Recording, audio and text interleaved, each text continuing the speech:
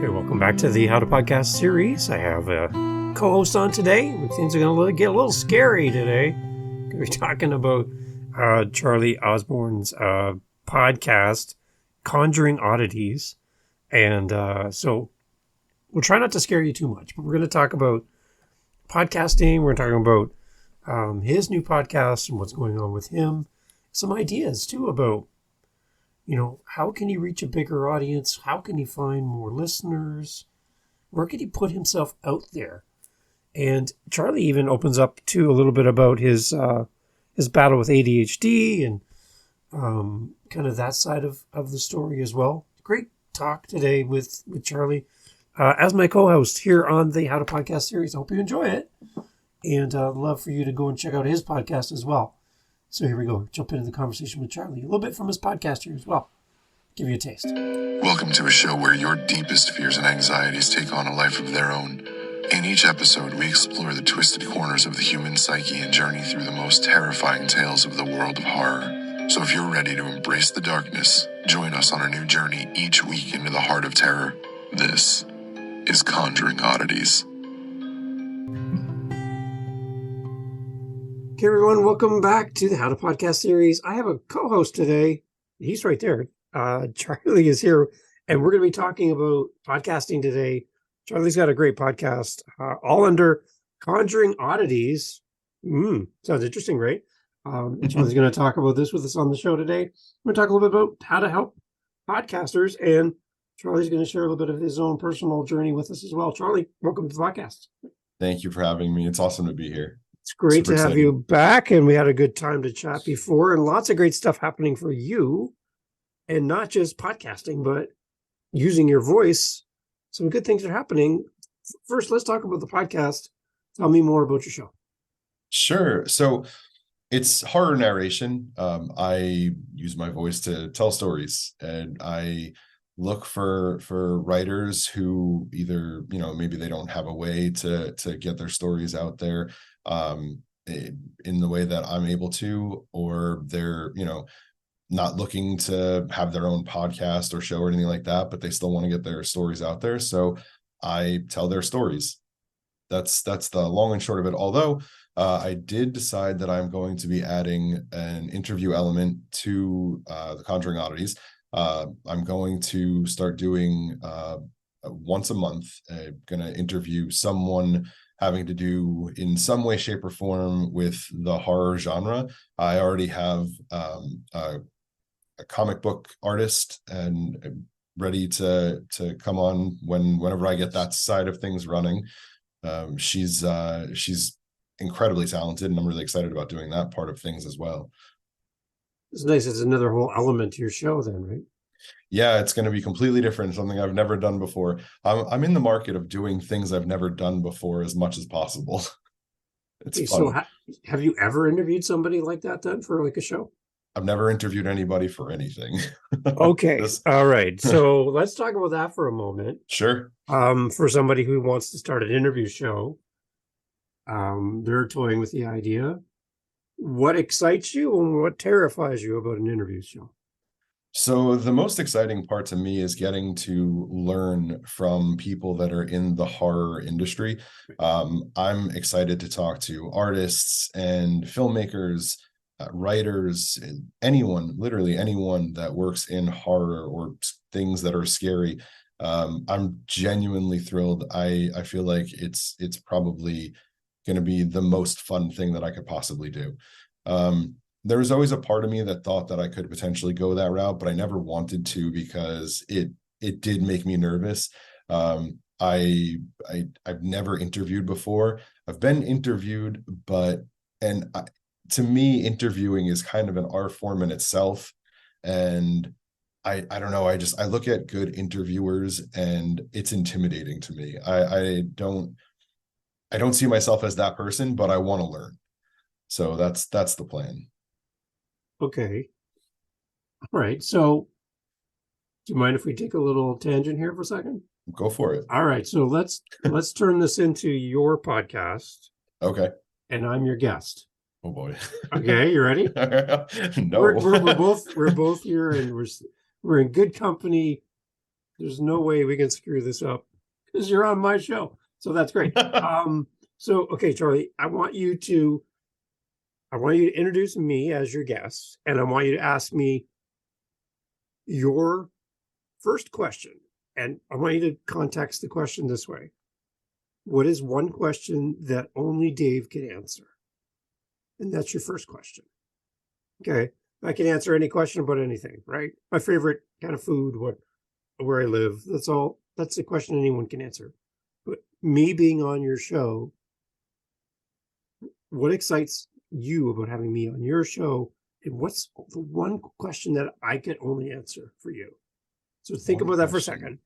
Okay, I'm gonna think about this for a second. This is where the ADHD comes in. It's right. like, we're not gonna let you do that right now. Yeah. I'm gonna do my best though. Okay. All right, one question. All right. Okay, so I'll talk a little bit about my background just so you have it again. I have 7 shows. In the last year, I've done 500 episodes. One of my podcasts has 190 interviews. 190 in 15 months. Okay, so I interview a lot of people. Okay, a lot from all over the world. I have people who don't show up. I have people who are amazing, who just blow you away. I've had people cry on my podcast. Just like real heartfelt, emotional interactions with my guests. It's really important to me. Okay, so that's me. I have 7 shows. I work full time, and I do this on the side. So this is a little bit of background. Okay, so I'm coming on your show to talk podcasting. What do you have any kind of concept of what question you might ask me?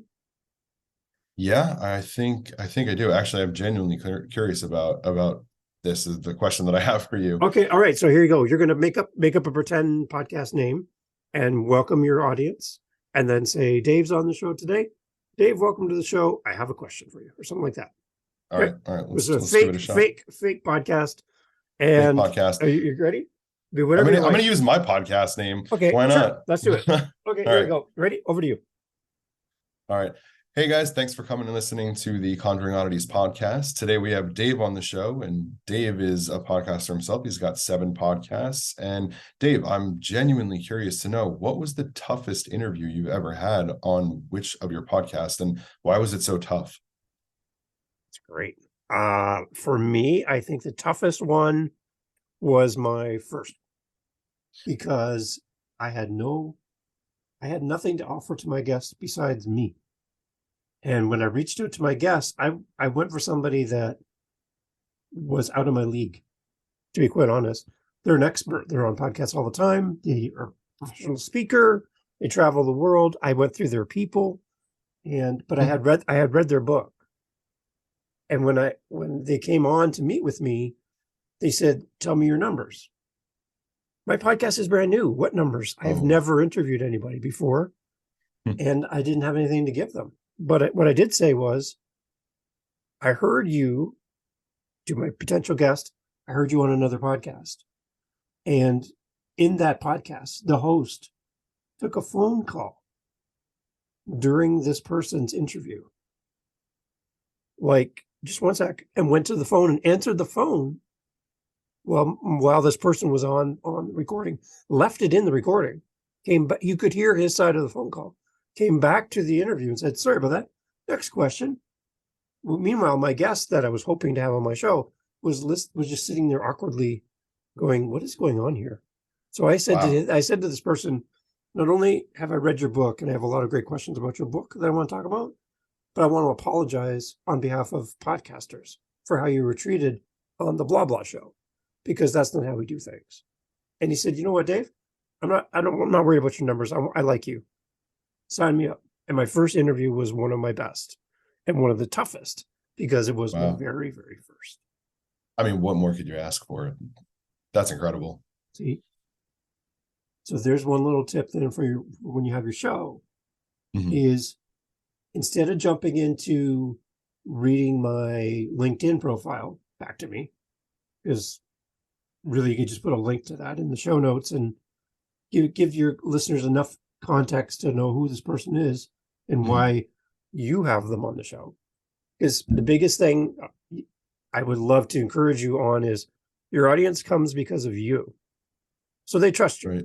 So if you have somebody on the show, your audience is going to say, well, he wouldn't bring anybody on the show. That's a waste of time. Right? He wouldn't waste his time talking to somebody that's not Right. interesting. So I already trust you that whoever you bring on the show is going to be interesting. You already have that from your listeners. Great. So instead of reading back somebody's resume, introduce them and jump right to the best question you can possibly ask. Because that's where you're going to have people making the decision to take their phone and stick it in their pocket and listen to the rest of the interview. Right. Or be like, no. And they go on to the next thing, right? You want people to put this phone away on your podcast. Makes sense. Start with the best. That's solid advice. There you go. Okay. Yeah. So that I would suggest that's one way to start. There's many, many ways to do it. But for me, that's what I try to do is, what is the one question that my guest can answer that no one else can? That's awesome. Really I appreciate that. Yeah, it really shows off their expertise right at the beginning. And your listener goes, okay, if that was the first question, what's the next one? Right? Do you find it hard to build from there, or does that become increasingly difficult as you're going to the next question and the next question? So there's two things about this, and you need to pick what works best for you. So I'm a little cautious in saying do it my way because it might not work for you or for people that are listening. This is how I do it. I interviewed somebody last week about LinkedIn and connecting your LinkedIn to your podcast. They're a superstar. They speak all over the place, blah, blah, blah, blah. When we're all done and we hit stop on the recording, they said, Dave, those are like the best questions. I've never kind of gone down that path before. She's like, where did you come up with these questions? And I held up a blank piece of paper on my clipboard and went, I don't have any questions on my paper. I had not written down anything, but I just listened to my guest and followed the journey. Right. And she's like, you didn't have anything written down? I'm like, no. You just led me to my next question. So that's how I do it, but I don't tell everyone to do it that way. Because some people really like to have a structured list of questions. Mm-hmm. There's podcasts where the host will ask the same question of every guest. So there's consistent questions. Great. If that's what you want to do. Great. Perfect. But do what works for you and try some stuff. And I think the biggest thing is to practice. That's fair. I mean, that helps with everything. So before you record your first interview, we just did a little mock there for a second, but you should probably get used to the software before you have them on camera. You should get used to going through your questions. You should get used to listening and following the conversation. Yeah. Before you have your real interview on. So I have my hand up and I actually tell people this all the time. I love to do fake interviews that go nowhere. I will jump on and do a half-hour interview, no problem. And if you use it, great. If you delete it, that's fine. At least you got to practice. Right. And then we'll kind of talk about how things went and give some feedback on your interview. And there you go. You've got some practice behind you before you meet with your real interview guest. Right. So that's awesome. It's always an option. So yeah. So, okay, so give me who else? You have a comic book person coming on. Mm-hmm. Who else would you be interested in? Because they might be listening to the show right now. Who else would you be interested in having on as a guest? So, I mean, honestly, the whole reason I got into any of this was because of my love for horror, the film genre. So anyone that works in the horror industry, and there's someone local who's producing a short film right now who I've also spoken with, and he said that he'd be happy to do the show also. He wrote and is directing a short film to enter into festivals at some point. I think they started shooting a couple of weeks ago, actually. So that's a possibility as well. But yeah, anyone in the industry that can talk about, just being on set and their workflow and what it's like from the inside out, and that would be really exciting to me. So yeah, you can go after actors, authors, What if you had somebody who writes music for the screenplay? That's interesting. I never really thought like a composer. Yeah, I never thought about that. Oh, that's a really good idea too. Right? Yeah, never 'Cause thought then you'd about have it. that dun dun dun in the background. You're Yeah, like, wow, well, that's pretty cool. right. So, um, you could use so many different things you can go down. If you have a guest on, like an author, then they can Mhm. promote their book. Right. You can build a relationship that way, which is great. Yeah. Um, yeah, past actors would be awesome to have them come on. Think of okay, how would you connect with your audience if you were in public around your podcast? Where would you go to find your people? Uh that's a good question. I mean, in the perfect scenario, there are multiple horror festivals in Austin and Houston and Dallas. So it'd be smart to go there and connect with people. Those would probably be gold mines. So imagine this for a second. Imagine if you reached out to one of those festivals and said, "Hey, I have a podcast, and this is what I do. I have guests, and then I do my stories. I would love to be the official podcast of your festival. Could I come with my microphone and be your rep for the show and do podcasting during the show, during the festival? Could all of your speakers come and talk to me after they leave the stage, come over to my booth and jump on the mic and record? Can I interview your attendees? Can I promote the show with a discount code that people could use for tickets? Could I have you on my show to talk about the festival as the organizer? That's a great idea. And then I could be the official voice of your festival. Another one I've never thought of. Mm-hmm. I mean, I started doing this now 2 months ago. Right. I went from zero, never having considered doing anything remotely close to podcasting. And now here I am 2 months later, and I think I have 8 or 9 episodes down or out there for the world. And I'm here talking to you about potentially trying to promote a festival. That's, man, I just as fast as I could. So, okay, because why I'm saying that if I was the organizer of a festival, yeah, and you walked into my office, you have my audience every week or every time I release an episode. They are there for you and your content, and your content matches perfectly to my show. Right. So to have you, even if they paid your way to come and give you free tickets to come to the event and gave you a booth, just like every other booth in that alley of all those people that sell stuff. Here you are set up with your podcast. Right. Even if they gave you that for you just promoting the show. Yeah. I would love to connect with you if I was a host of an event. I would love to have you there. Your media. Yeah, you're the same media as radio, television, podcast. Right. That's you. It's so strange to think that way about it. Right? Yeah. That's you now. And I think that, like, imagine that. Imagine if every movie star, actor, whoever that spoke at these events, that signed autographs at the table, walked over to you next and sat down with you and said, "Can't wait to talk on your podcast. Let's go." That would be wild. Wild. Right? This is definitely something I'm going to put a lot of thought into for sure, because that's exciting. Any Comic-Con, any kind of thing, you could be set up with this. Yeah. Voiceover conference. You could be the voice of the voiceover conference. The voice of the voiceover conference. Right?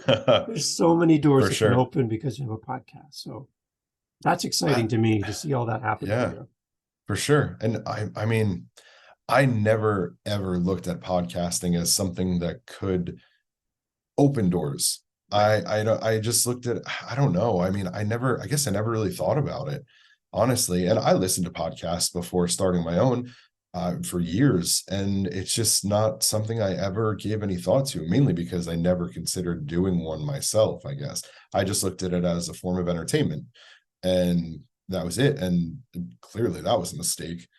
So, I mean, I'm learning every day. Every day I'm learning something new in regards to podcasting and what can be done and how you can do it and where you can go and who you can go with and who. It's just, there's so much. You're absolutely right. One more thought around your guesting. Mm-hmm. I would make a suggestion for you. It's completely just a suggestion. Sure. But when you have your guest on, ask them at the end when they're all done and you hit stop on the recording. That's just the two of you. You're not recording. Ask them, please go and listen to your episode. I'll send you all the information when it's ready. But I would really appreciate if you go listen to your show and let me know what you thought about it. In that moment, you've gone from a guest to a listener. You're now talking to a listener of your show, not a guest. Right. How often have you spoken on camera with a listener before? Huh. That's interesting. Okay. That's really interesting. So now you're talking to them as a listener. Yeah. And you're asking them for feedback. And you just gained a new listener for your show. Right. You know what everybody wants for their show is a new listener. Yeah. So as soon as you're done, say to them, and I'm going to do it to you today. I'm going to be like, when we're done, please go listen to your episode and let me know what you thought For of sure. it. Yeah. Okay. And in that moment, you've just gained a new listener. Will they come back for everything? Maybe. But they did come for that. Right. So if you do 10 interviews, you have 10 potential new listeners to your show. Yeah. So the more interviews you do, with me, I've got 190 for one show. So that's almost 200 new listeners, just because I did almost 200 episodes. Right. So the odds are in That's your good. favor that somebody's going to stick around. Right. So make sure you ask. That's all. Yeah, I definitely will. That's also really great advice. Okay. Yeah. And then when they're also, before you leave, ask them if there's anybody that they know who would be a great guest for your show. Of course. Okay. Right. Because they know they're connected with people in their industry. And you talk to the musician that does music for movies. Well, there's a new movie coming out next month and the director's name is blah, blah, blah. And here's his cell phone number. I know he'd love to be on your show. Yeah. Okay. Right. Like if they've had a good experience on your show and they love and care about you as a host because you gave them a great interview and you treated them like royalty, they will tell their friends and they'll be proud to introduce their friends to you. So ask. Yeah. Also really good advice. Yeah, that's a great idea. So I use all those little tricks and tools. And one more thing, I guess before we move on, but make it easy for them to book time with you.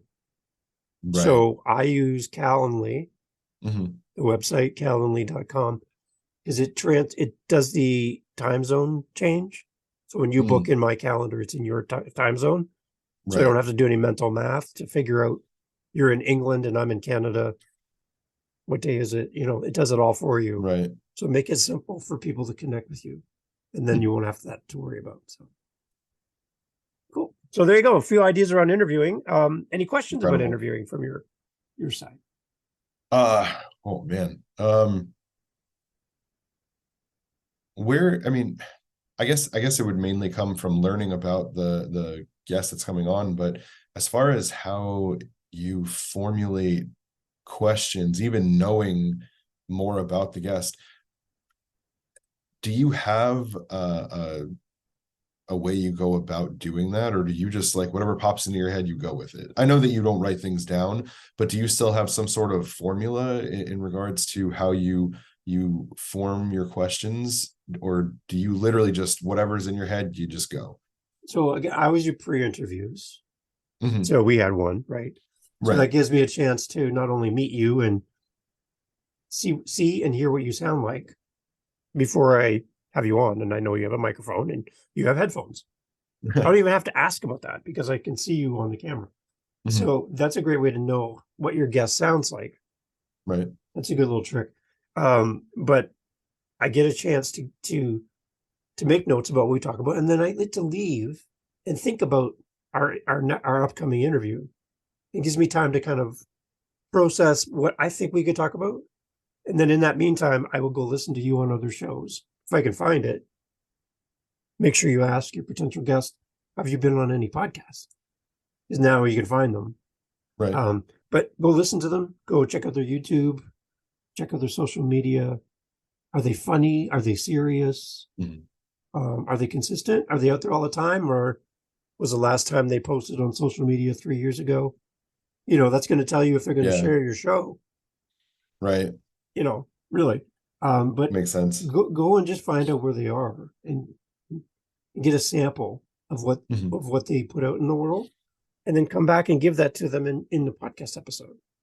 Because whatever they value and whatever they put into their community, if you give them the same thing, they're going to promote it because it matches with what they do.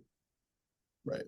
So, yeah. So if my potential guest is quiet and reserved and not very funny and just very serious and to the point, I'm not going to come out with some dun dun dun dun dun, dun, dun kind of thing in the background because they're not going to share that. Right. So I'm going to try to match with what they do. And then when I come back to the recording, I already kind of feel like I know my guest because I met them once. I've checked out their content, and now I've kind of got an idea of where we're going to go in the questions. Got it. That makes sense. Yeah. So be Snoopy. Like, check it out. check out as much. Yeah. Like, get right in there and figure out who your guest is, and I think it'll really add some value to your show. So I'm excited to hear your first interview. It's gonna be fun. Yeah, I'm excited to do it. I am as nervous as I am. I'm excited about it too. And editing is always your friend. I would tell everybody that comes on my show, listen, like, anything could happen. The doorbell can go off, the dog could bark, fire truck could drive by. Editing's a friend, and don't worry, I'll make it sound good. So that works for me. Yeah. The editing part of all of this has been very interesting. I've been editing videos since I was, I don't know, since I was 16 years old. Really? I mean, I went to film school to work in television and film, and I learned how to edit even before I went out to film school, just because it was something that's always interested me. Awesome. And so video editing and any kind of digital editing has always come really natural to me, but editing sound on its own was its own beast. And it took me a few tries to get it down so that my voice didn't sound, different than my voice. But I would say I probably sat there for a good 3 or 4 hours straight, just playing with Audacity is what I use. Good. And, watching a few tutorials and whatever, and it just kind of all clicked at one point. And I was like, oh, all right, that's how this works. And now it's smooth sailing. Nice. What do you use for video editing? DaVinci. DaVinci, good. Yeah. And have you been using that for a long time then? No, I'm still learning DaVinci. I just started using DaVinci maybe 3 or 4 months ago. Okay. I started on Final Cut Pro and then moved to Adobe Premiere. And once I saw that DaVinci had nodes that you can manipulate in that way, I started playing with those, and I find those to be not more user-friendly, I guess, but easier to manipulate in very, very small ways. Yeah. And I like doing that. I can sit there and edit a 1-minute video, and I'll go back and forth and have fun doing it for 10 hours just to get it right. And I'll do it 7 different ways just because I enjoy editing so much. And playing with the nodes and all that it's too much fun for me. So I'm definitely I've moved on to DaVinci permanently. I'm not going anywhere, not for a while anyway. And it's a lifetime key once you buy it. So I got it now. Nice. Yeah. That's cool. So you have a YouTube channel then that goes along with the podcast? Yeah. So the YouTube channel, I'm considering taking a step back from the YouTube channel for a little while, to focus more on the podcast itself. I'm going to be buying a cinema camera within the next few months, to replace the DSLR that I have. And I plan on shooting shorts to go along with the stories. Now, obviously, I'm not going to be able to release a short a week. That would be an insane amount of time to put into that, especially working a full-time job, and doing that at the same time, and taking care of the social media accounts and doing the podcast is just too much. Yes. So, but I plan to, I'm going to try to release one short every 2 months to start, anywhere from like 5 to 15 minutes. I figure that's doable for a while I'm doing everything else. But that's on the back burner right now until I A, get the camera, and B, get comfortable with the new interviewing part of the podcast itself. So I'm scatterbrained a lot of the time, but I'm really trying hard to compartmentalize each step and laser focus on those steps as I go. The one benefit of having an interview, though, to complement your other stories that you release, is that your content is really based on your guest for the most part. Right. There's a lot of work still has to happen, but you're not doing everything. That's true. Right? Yeah, absolutely. So that might give you a little bit of time in your calendar where you would normally spend X number of hours for one episode by yourself. Right. Now it's going to be you and somebody together, and you'll have less to do. Yeah, that's true. But then you have editing and there's a little bit of back and forth, but at least it's not totally up to you to create the episode. Right. Yeah. No. Yeah, that's definitely true. Yeah, I'm sure I feel it'll all fall into place as I move the pieces around and try and, fit everything where it goes. And yeah, I'm just excited about all of it. So was there ever a point to date where you're like, this is too much, I'm not going to do this podcast? Oh, weekly. I love it. Good answer. Oh yeah, all the time. Every week at one point or another, I'm just like, I'm working 12 hours a day. I'm spending my nights editing. I'm spending my weekends shooting video, recording sound, and editing. I don't have time to take a walk. I don't have time to watch a movie. I don't have time to breathe. What am I doing to myself? That's it. I'm done. I'm done with this. I'm just going to focus on my job and just live my life. And then 5 seconds later, I'm like, stop it. What are you doing? Right. Yeah. Okay. So for somebody who feels exactly the same way you just mentioned, what's the trick then? How do you reset? Where's that reset button that says, no, I'm going to go back to my podcast and this is going to pay off in the future. I know it. Yeah. So ever since I was a kid, I was really young, like 7 years old, 6 years old, I have always wanted to work in the film industry. It's never been different. It has been my one and only dream my entire life. It's been the only constant dream my entire life, is working in the film industry. And that stands true today. It's something I still very much want to do. And I got close by working in television. Wasn't making movies. I was directing the news, but it is what it is. That is the most stressful job I've ever had in my life, and never want to do that again. That's insanity. But yeah, so having had that constant dream my whole life is, I personally feel, what keeps me moving forward with this, because the more I do these things, just a little bit closer I get to potentially making a movie, getting it into a festival, talking to people that could, you know what I mean? And it's the driving force behind my ability to continue on. And I mentioned earlier, I think before we were recording, that I have ADHD.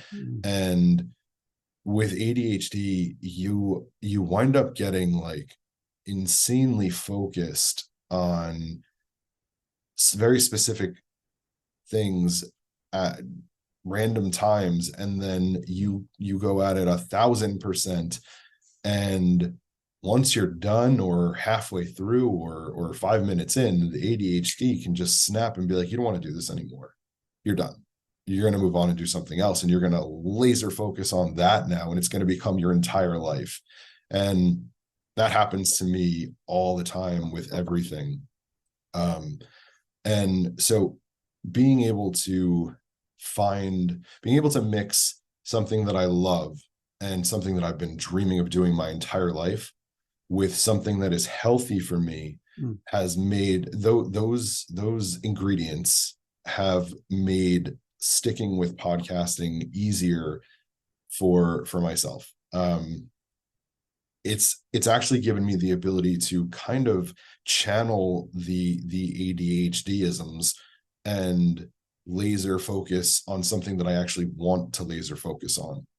And I think that's part of the reason why I've gotten so much done in just 2 months, having so many shows already up, having never had a podcast before, never even considering it, having those shows up, having all the social media accounts around the podcast, having the website, having all the links put in place, having the mailing list, having learning how to edit. And I'm never going to be the guy that says, oh yeah, ADHD is a superpower, because I know people say that, and I'll never understand why they say it, because it is very much not.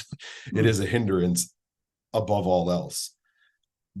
But being able to channel that one little part of it has been really helpful. And it's not the reason why I stop doubting myself or stop wanting to quit, but it is the reason why I'm able to move forward so fast. But yeah, as far as why I never quit, it's everything that I just said. It's mixing all of those things together and just taking a second every time I have a doubt, every time I want to quit, and just thinking about all of those things and realizing that is more important than jumping to the next thing. I love it. So Charlie, I want to put a pin in this, and in the future, I want to hear from you live from the floor at a festival, and you're set up with your mic, and you're like, Dave, it happened. I'm here. And it's like, everyone's like, Charlie. And you're like, hi, hello? They're like, I listened to your show, man. Episode 5 when you said the thing, and episode 7 when the guest was on, and how's the family? Oh, how's the thing? How's it, and if they know you and they're coming up to you going, I can't believe it's really you, Charlie. Is it you? That's such a weird thought. I want to hear you say that in the future. For me, to give you a little aside, I had a guy in England reach out to me, and he found the How to Podcast series, aptly named, right? Right. He went into Google because he wants to start a podcast, and guess what he typed? How to start a podcast. Podcast, right? Just those 3 words, and guess who showed up? So we get on a Zoom call, and the camera comes on, and he's looking at me, and I'm like, hey, welcome to the How to Podcast series. My name is Dave. And he was like, you're the voice of the show. And I'm like, wow. Yeah, it's me. It's really, really me. It's the same guy. And he's like, I've listened to every episode. I had another guy reach out last week in Ireland, and he listens to this show. Hi, Keith. Hi, Keith. Say hi to Keith. Hi, Keith. Hi, Keith. Keith listens to this show while he walks along the beaches of Ireland. Wow. So what do you think of that? That's amazing. So I'm part of his day every week as he walks the shores of Ireland. Wow.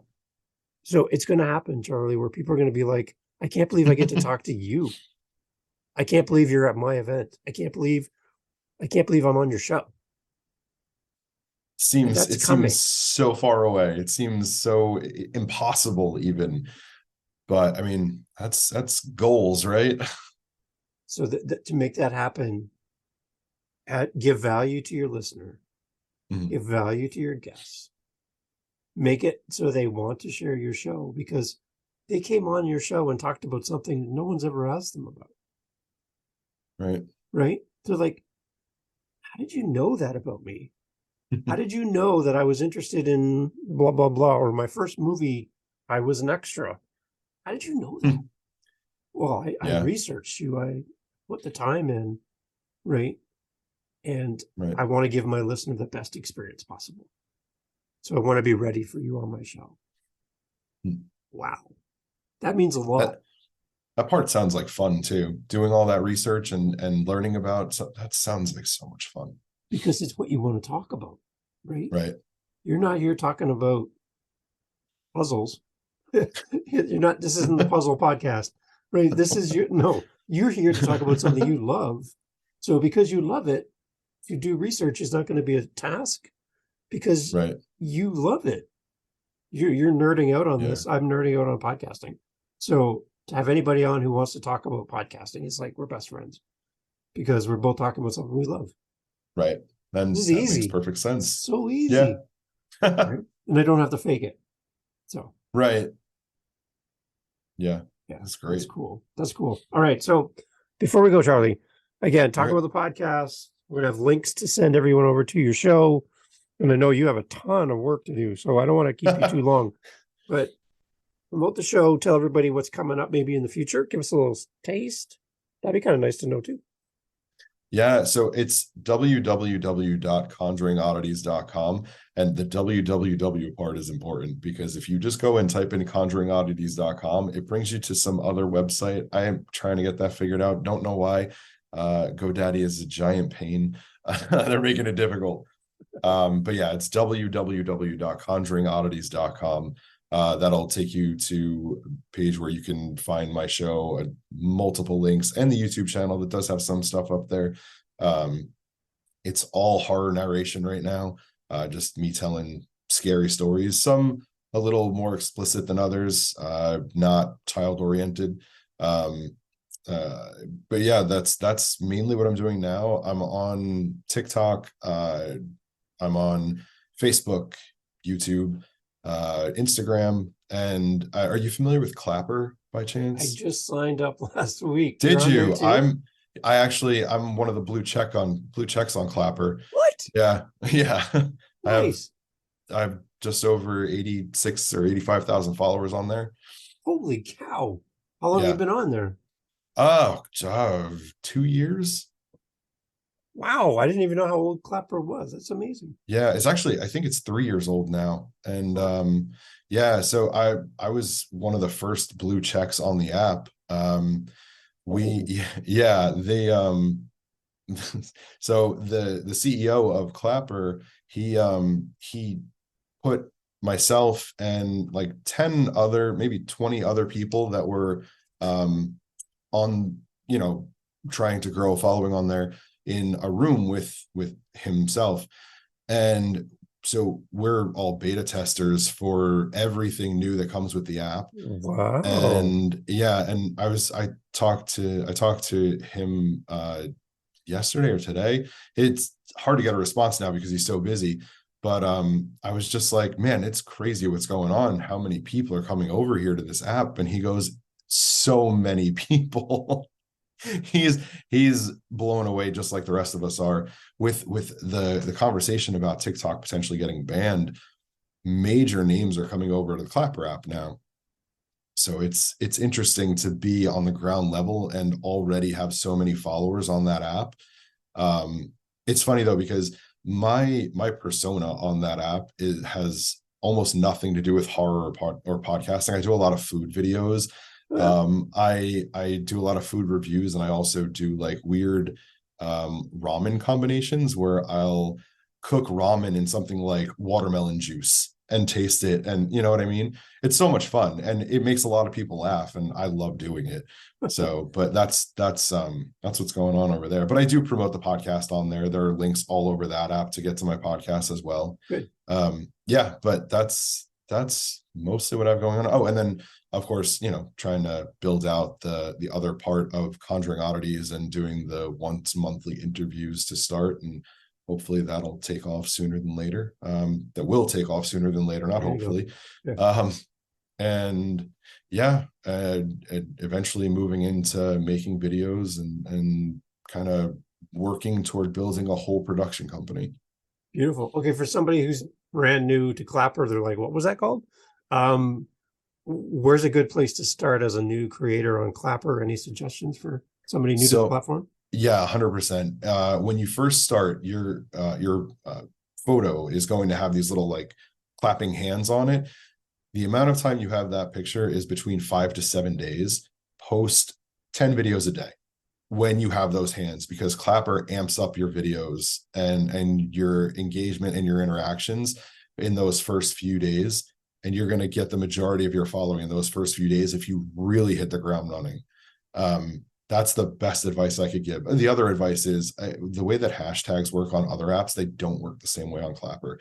Like putting like hashtag FYP or hashtag follow me, hashtag like that kind of stuff is not going to get you anything on Clapper, not even a little bit.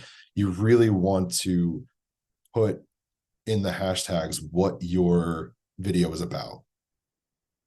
It's more of like the hashtags are to categorize your videos than to have people find them.